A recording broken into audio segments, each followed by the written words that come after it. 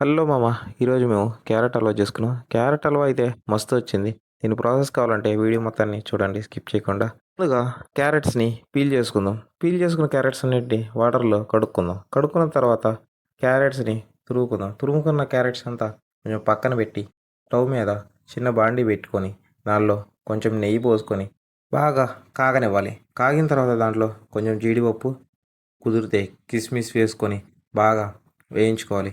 వేయించుకున్న తర్వాత ఆ జీడిపప్పునంతటిని ఒక బౌల్లో తీసుకొని దాంట్లోనే క్యారెట్ వేసి బాగా కలుపుకోవాలి.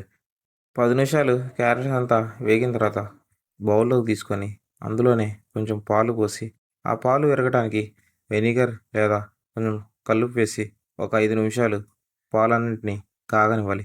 కాగిన పాలలో మనం ముందుగా పక్కన పెట్టుకున్న క్యారెట్ తురుమును దాంట్లో వేసుకొని బాగా తిప్పుకోవాలి. 10 నిమిషాల పాటు ఇంతే తిప్పుకుంటా ఉండాలి. దానిలో తగినంత చక్కెర వేసుకొని బాగా కలుపుకోవాలి.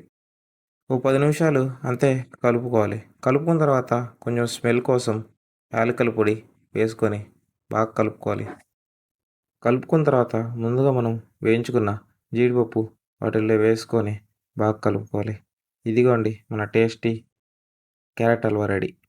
నచ్చితే లైక్ చేయండి. Bye bye.